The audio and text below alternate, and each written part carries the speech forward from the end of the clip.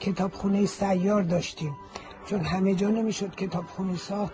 با جیپ یا با قاطر مثلا کتابا رو میبردن در دهات، بچه ها میخوندن و دوباره میبردن پس میآوردن. یا حتی یک تئاتر سیار درست کرده بودیم که آقای اردوان مفید این کارو میکرد، یک کامیون رنگین میرفت تو شهرستان و بچه ها رو جمع میکرد، یک تئاترایی درست میکرد باشون.